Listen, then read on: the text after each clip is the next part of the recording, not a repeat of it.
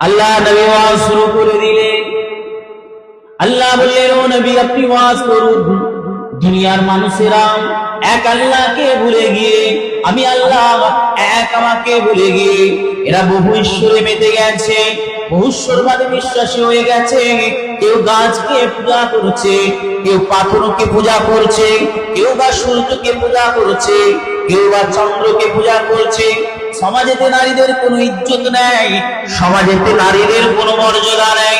একটা নারীর চারটে শ্রেণী হয়, নারী মা হয়, নারী বোন হয়, নারী স্ত্রী হয়, নারী কন্যা হয়। এই চারটি শ্রেণীর কথা তদানীন্তন সময়ের কেউ মনে করতো না। একজন নারীকে বাপে ভোগ করলো, ছেলেতেও ভোগ করলো, এমন একটা পরিস্থিতিতে আমার রাসূলুল্লাহ দাঁড়িয়ে গেলেন। আল্লাহর নামের ওয়াজ শুরু করলেন, আল্লাহর নামের ওয়াজ শুরু হয়ে গেল। তাম পৃথিবীর বুকেতে আল্লাহ বললে ওয়ালা কেউ ছিল না, আমার রাসূলুল্লাহ একমাত্র আল্লাহর ওয়াজ শুরু করে দিলেন। আবু বকর দাঁড়িয়ে গেল, রাসূলুল্লাহর বান্ধব বন্ধু, রাসূলুল্লাহর সঙ্গের সাথে আবু বকর দাঁড়িয়ে গেল। আবু বকরকে বললেন, ও ভাই আবু বকর, এক আল্লাহর ওয়াজ আপনাকে শোনালাম। আল্লাহর ওয়াজ শুনলেন, আবু বকর মেনে নিলেন। একজন দুইজন করে রাসূলুল্লাহ ওয়াজ করতে লাগলেন। তায়েফে গেলেন, এক আল্লাহর ওয়াজ তারা শোনালেন। এমন করে আল্লাহ রাসূল মদিনায় গেলেন, ওয়াজ শোনালেন। মক্কায় গেলেন, ওয়াজ শোনালেন। আমার রাসূলুল্লাহ ওয়াজ করলেন, এক আল্লাহর ওয়াজ করলেন। যে ওয়াজের আলো ছড়াতে ছড়াতে, যে ওয়াজ শুনে শুনে তাম পৃথিবীর জমিনে বর্তমানে 252টা দেশে আল্লাহ রাব্বুল আলামিনের ওয়াজের আলো ছড়িয়ে গিয়ে তাম পৃথিবীর যে কোনো জায়গায় যান, সমস্ত জায়গায় কোনো না কোনো ঈমানদার পেয়ে যাবেন। সুবহানাল্লাহ। আরে জোরে ভাবে সুবহানাল্লাহ। ওয়াজ যখন বন্ধ হয়ে গেল, কি তৈরি হলো? মানুষেরা গুন্ডামি, ফিতনা, রাহাজানি, আল্লাহ ভোলা সব তৈরি হয়ে গেল। আবার ওয়াজ শুরু করলেন আল্লাহ রাসূল, তাম পৃথিবীতে ঈমানের আলো আবার ছড়িয়ে পড়ল। আজ যদি এখানে ওয়াজ বন্ধ হয়ে যায়, কালকে ছেলেরা বসে থাকবে, বলবে চ ওয়াজ তো হয়নি, কিছু একটা করে কি করবো, ফাংশন করি। কিছু হয়নি, কি করবো, লটারি একটা মানে লটারি খেলার একটা ভাই আমার দোস্ত আমার, তো এই মাহফিল দরকার আছে, এই মাহফিলের দরকার আছে না? ভাই আমার দোস্ত আমার, চলে মূল আলোচনা থেকে ফিরে যায়। আল্লাহর কোরআন থেকে কয়েকটা আয়াত তেলাওয়াত করেছি। আয়াতের সাথে সাথে কিছু হাদিস, তা থেকে ইনশাআল্লাহ আলোচনা হবে। আল্লাহ রাব্বুল আলামিন কুরআনুল কারীম সূরা নম্বর 16 আয়াত নম্বর 89, সূরার নাম সূরা নাহাল। আল্লাহ রাব্বুল আলামিন বলছেন, ওয়া নাযালনা আলাইকাল কিতাবা তিবয়ানাল লিকুল্লি শাইইন হুদান ওয়া রাহমাতান ওয়া বুশরা লিল মুসলিমিন। আল্লাহ রাব্বুল আলামিন বলছেন, ওয়া নাযালনা আলাইকাল কিতাবা, হে নবী আমি আপনার প্রতি যে কিতাব অবতীর্ণ করেছি, তিবয়ানাল লিকুল্লি শাইইন, আমি এই কিতাবের মধ্যে সব কিছু দিয়ে দিয়েছি। ওয়া হুদান ওয়া বুশরা লিল মুসলিমিন, আমি আল্লাহ এর মধ্যে দিয়েছি, পথ দিয়েছি, আমি মুমিন মুসলমানদের জন্য সুসংবাদ দিয়েছি। জোরে বলুন না সুবহানাল্লাহ। কোন কিতাব আসেন, সে কিতাব এখানে পরিচয় নেই। এই কিতাবটা কোন কিতাব?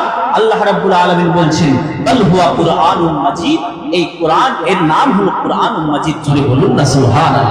চলুন কোরআনকে জিজ্ঞাসা করি, কোরআন তুমি দুনিয়ার জমিনে এসেছো কবে, কোথায় তুমি ছিলে? আল্লাহর কোরআন জবাব দিচ্ছেন, কুরআনুল কারীম পারা নাম্বার 30, সূরা নাম্বার 86, সূরার নাম সূরাল বুরুজ 22 এবং 30 নম্বর আয়াত। আল্লাহ রাব্বুল আলামিন জানাচ্ছেন, কোরআন জানাচ্ছেন, বাল হুয়া কুরআনুম মাজিদ ফি লাউহিন মাহফুজ, আমি কোরআন, আমি তো ছিলাম লাউহে মাহফুজে। জোরে বলুন না সুবহানাল্লাহ। আরে তো জোরে হবে না? তাহলে কোরআন কোথায় ছিল? বলে লাউহে মাহফুজে কোরআন ছিল। তো কোরআন তুমি তো লাউহে মাহফুজে ছিলে, তুমি দুনিয়ায় কবে আসলে? দুনিয়ায় কবে আসলে?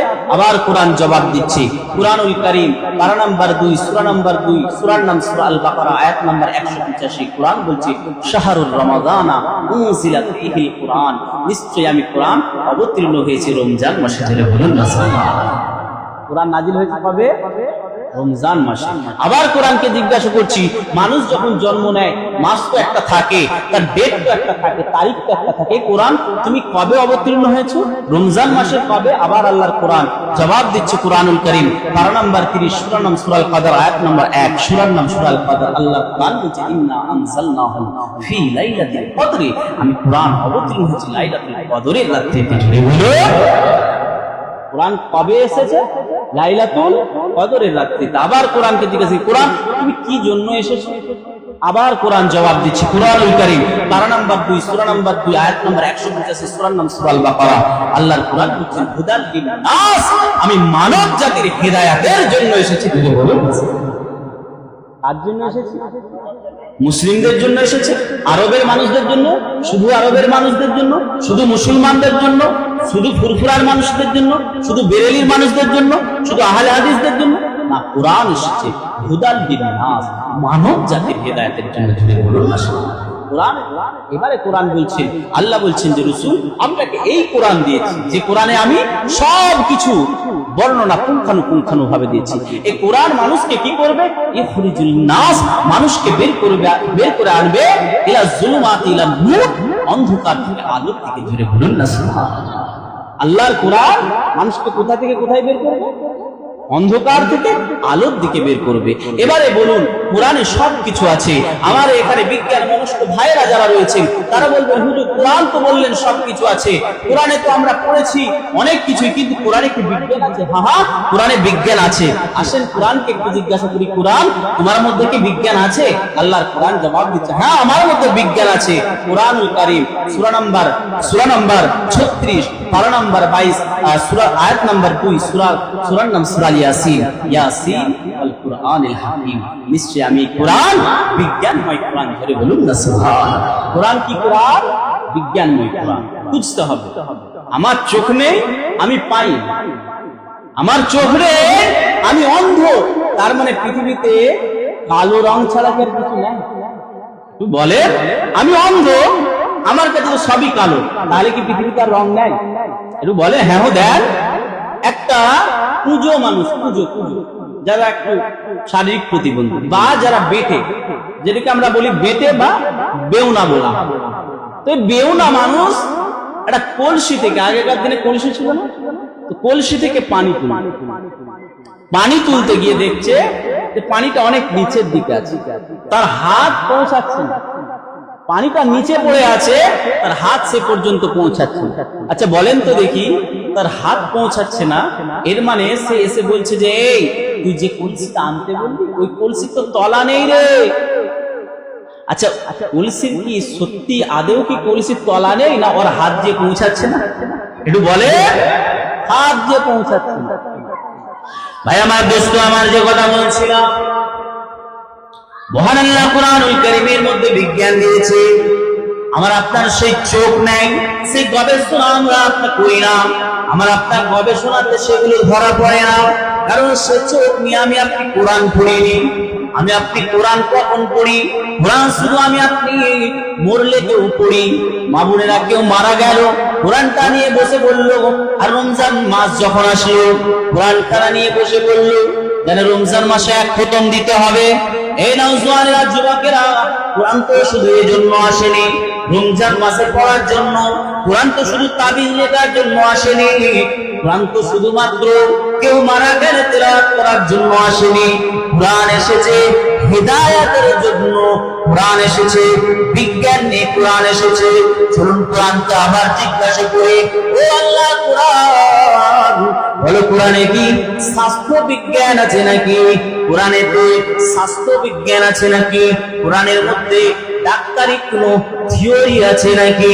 আল্লাহর কোরআনকে জিজ্ঞাসা করা হলো, আল্লাহর কোরআন আবার জানিয়ে দিল কোরআনুল কারীম পারা নাম্বার 2 সূরা নাম্বার 2 সূরার নাম সূরাল বাকারা আয়াত নাম্বার 183।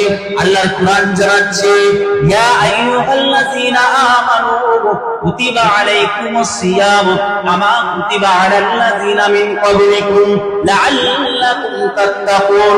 এই দুনিয়ার ঈমানদারেরা, নিশ্চয় আমি আল্লাহ তোমাদের জন্য রোজা ফরজ করেছি, যেমন তোমাদের পূর্ববর্তীদের উপরে রোজা ফরজ করেছিলাম, লাআল্লাকুম তাত্তাকুন, যাতে তোমরা মুত্তাকি হতে পারো। জোরে বলো সুবহানাল্লাহ।